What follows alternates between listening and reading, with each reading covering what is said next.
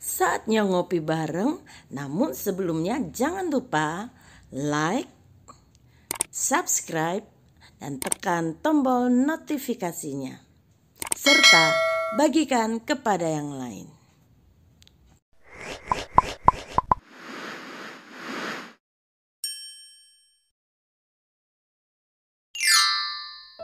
Orang gila yang menjadi saksi Kristus.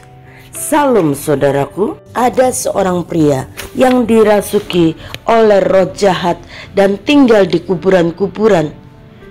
Ia sudah tidak dapat diikat lagi walaupun dengan rantai.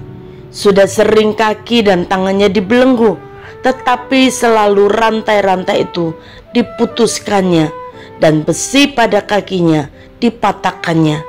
Ia begitu kuat sehingga tidak ada seorang pun dapat menahannya.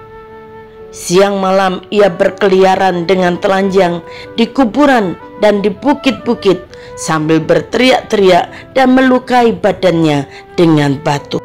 Keadaannya sangat menyedihkan, bahkan keluarganya pun tak dapat menolongnya.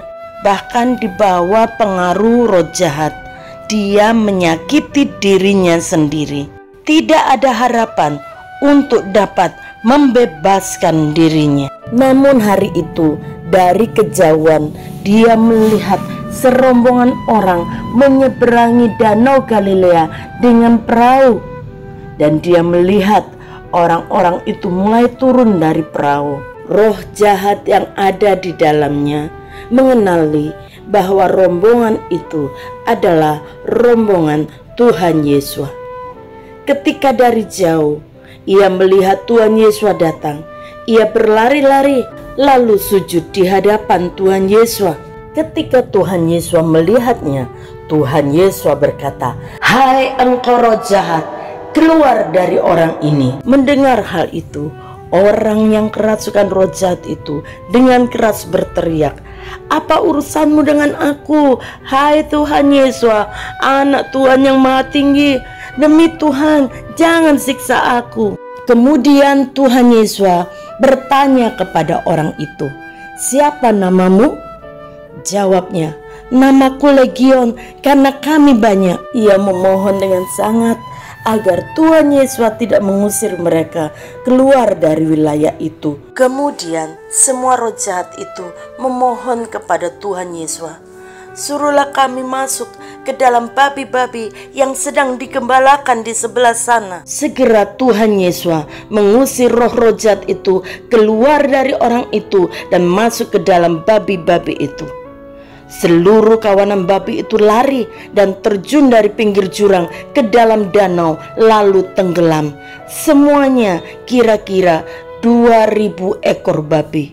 Hari itu adalah hari paling bersejarah dalam kehidupan pria tersebut. Dia telah dibebaskan dari ikatan roh-roh jahat yang selama ini telah menguasai dirinya, sehingga keberadaannya menjadi bahaya bagi orang lain maupun bagi dirinya sendiri. Perjumpaannya dengan Tuhan Yesus telah membebaskan dirinya dari ikatan roh-roh jahat yang membelenggu seluruh hidupnya.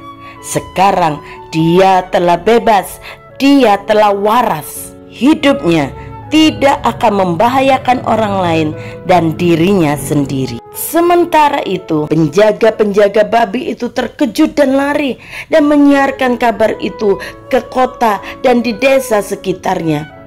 Dan orang-orang yang mendengarnya keluar untuk melihat apa yang telah terjadi. Ketika mereka datang kepada Tuhan Yesus, mereka melihat orang yang tadinya kerasukan roh jahat itu sedang duduk di situ. Dia sudah berpakaian dan pikirannya sudah waras. Maka mereka semua menjadi takut. Orang-orang yang telah menyaksikan sendiri kejadian tentang orang itu dan babi-babi itu menceritakan apa yang telah terjadi. Lalu penduduk daerah itu meminta supaya Tuhan Yesus meninggalkan daerah itu. Pada waktu Tuhan Yesus naik ke dalam perahu, orang yang tadinya kerasukan setan itu meminta supaya ia diperkenankan menyertai dia. Tuhan Yesus tidak memperkenankannya, tetapi ia berkata kepada orang itu, "Pulanglah ke rumahmu, kepada orang-orang sekampungmu, dan beritahukanlah kepada mereka segala sesuatu yang telah diperbuat oleh Tuhan atasmu, dan bagaimana ia telah mengasihani engkau." Orang itu pun pergilah dan mulai memberitakan di daerah Dekapolis segala apa yang telah diperbuat Tuhan Yesus atas dirinya, dan mereka semua menjadi heran. Apabila kita membaca dalam Markus 7 ayat 31 sampai 37 dan Markus 8 ayat 1 sampai 10, Tuhan Yesus menyembuhkan seorang tuli dan Tuhan Yesus memberi makan 4.000 orang. Kedua mujizat ini terjadi di tengah-tengah daerah Dekapolis. Bagaimana mungkin? Bukankah Tuhan Yesus sudah ditolak oleh mereka? Bukankah orang-orang Dekapolis sudah meminta Tuhan Yesus meninggalkan mereka? Ada tuaian besar terjadi dari seorang yang telah dirasuki roh jahat dan telah dibebaskan, kini menjadi saksi Kristus untuk menceritakan perbuatan Tuhan yang dahsyat dalam kehidupannya.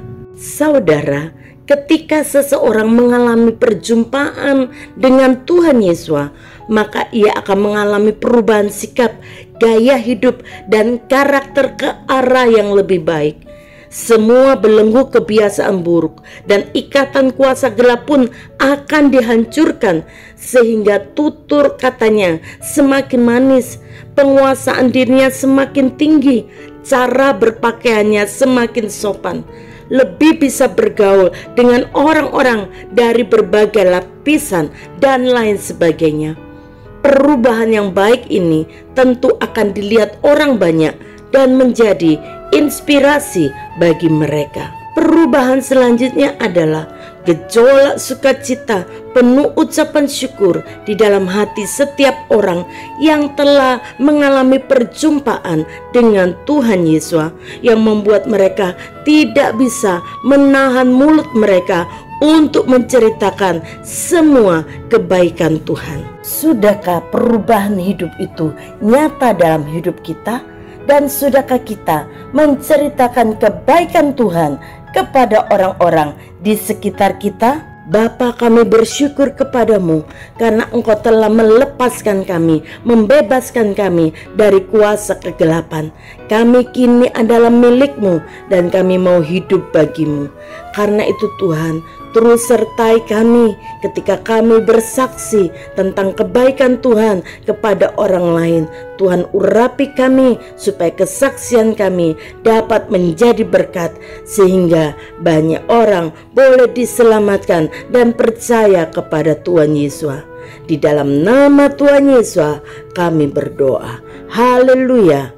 Amin. Ada sukacita dan rasa syukur dalam hati orang-orang yang telah mengalami perjumpaan dengan Tuhan, dan sukacitanya akan membuka mulutnya untuk menceritakan kasih dan kebaikan Tuhan kepada sesamanya.